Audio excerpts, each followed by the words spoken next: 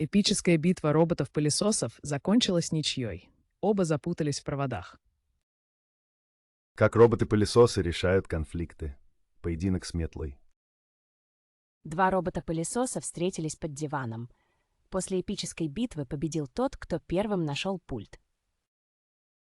Почему роботы-пылесосы начали битву? Потому что каждый хотел быть главным уборщиком дома. Почему робот-пылесос проиграл битву? Потому что застрял в ковре. Эпическая битва роботов-пылесосов закончилась ничьей. Все застряли под кроватью.